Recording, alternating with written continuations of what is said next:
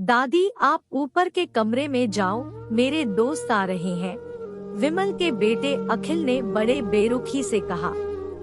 पर बेटा, मैं तो यहाँ बहुत दूर बैठी हूँ, विमल की माँ ने बहुत प्यार से कहा।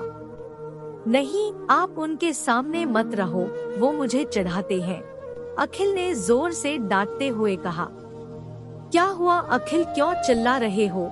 विमल की पत्नी कामनी ने किचन से ही आवाज लगाई। देखो ना माँ, ये दादी यही ड्राइंग रूम में बैठी है और मेरे दोस्त आ रहे हैं, अखिल ने शिकायत भरे लहजे में कहा। माँ जी आप ऊपर चली जाओ, क्यों हम लोगों को लजवाती हो? कामनी ने बेटे का पक्ष लेते हुए कहा। बेचारी सरस्वती चुपचाप उठकर जीने के सहारे ऊपर जाने लगी।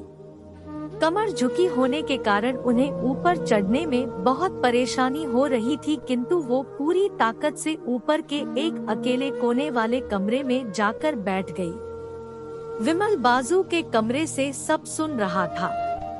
उसे कष्ट हो रहा था कि उसकी माँ को अपमानित होना पड़ रहा है, किंतु वो असहाय था।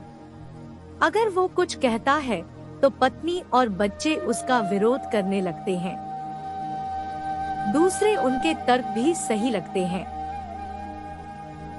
चूंकि वो एक प्रशासनिक अधिकारी था, उसका सामाजिक स्तर बहुत ऊंचा था, उसकी ससुराल भी एक उच्च घराने में थी, अतः वह चुपचाप इस तरह हर दिन अपनी माँ को अपमानित होते देखता रहता था। रात को विमल की पत्नी ने कहा, देखो जी, अब कुछ करो। कल कलेक्टर साहब की पत्नी आई थी। माँ जी अपनी देशी धुन धारा में उनसे मिली। मुझे बहुत शर्म आ रही थी बताते हुए कि ये मेरी सास है। मैंने कह दिया कि दूर की रिश्तेदार है, इलाज कराने आई है। विमल को रोना आ गया, किंतु फिर भी वह चुप रहा। उसे समझ में नहीं आ रहा था कि वो क्या करे। अपने बेटे की मन स्थिति को सरस्वती अच्छी तरह से जानती थी और बेटे को कोई कष्ट न हो इसलिए वो हर बात को चुपचाप सह लेती थी। विमल बहुत उदास रहने लगा। एक तरफ परिवार और सामाजिक स्तर पर जीने की प्रतिबद्धता थी, तो दूसरी ओर माँ। आखिर माँ से अपने बेटे की यह हालत नहीं देखी गई। एक दिन उसने अपने बेटे से कहा, विमल बहुत दिन हो गए हैं, मैं अपने गांव जाना चाहती हूँ, मुझे वहाँ पहुँचा दो, मेरा यहाँ मन नहीं ला रहा। किंतु माँ वहाँ तो कोई नहीं है, तुम्हारी देखभाल कौन करेगा? विमल ने आश्चर्य से पूछा। अरे सब गांव वाले तो हैं, और वो तुम्हारे मामा जी तो उसी गांव में रहते हैं, और फिर हम सारी व्यवस्थाएं कर आएंगे ना। कामनी को तो जैसे मन की मुराद मिल गई हो। हाँ बेटा, बहू सही कह रही है, सरस्वती ने लंबी सांस लेते हुए कहा। विमल जानता था कि गांव में माँ की देखभाल करने वाला कोई नहीं है, लेकिन अपनी पत्नी की जिद के कारण वह अपनी माँ को गांव छोड़ने पर विवश हो गया। माँ को गांव छोड़कर आते वक्त उसे रोना आ रहा था तथा अपनी बेबसी पर गुस्सा भी आ रहा था, किंतु परिवार, पत्नी और समाज ने उसके इन मनोभावों को दबा दिया और वो सुकून सा महसूस करने लगा। कुछ दिनों के बाद उसके चाचा, जो अमेरिका में रहते थे, आने वाले थे। जब विमल बहुत छोटा था, उसके पिता जीवित थे तब वो भारत आए थे और उसके बाद वो अब भारत आने वाले थे। पूरा परिवार और आस पड़ोस बहुत उत्साहित था। अमेरिका से विमल के डॉक्टर चाचा आ रहे थे। डॉक्टर रमेश ने जैसे ही घर में कदम रखा, सबने मिलकर बहुत उत्साह से उनका स्वागत किया। क्यों विमल भाभी नहीं दिख रही, कहाँ है? डॉक्टर रमेश ने उत्सुकता पूर्वक पूछा। जी वो गांव में रहती है, यहाँ उनका मन नहीं लगा, कामनी ने सपाट लहजे में उत्तर दिया। डॉक्टर रमेश ने विमल की ओर देखा तो विमल ने अपनी आंखें झुका ली। डॉक्टर रमेश सब समझ गए। बोले, कल हम भाभी से मिलने गांव चलेंगे सब लोग। दूसरे दिन सभी लोग गांव के घर में पहुँचे। देखा कि सरस्वती को बहुत तेज बुखार है और वो पलंग पर असहाय पड़ी है।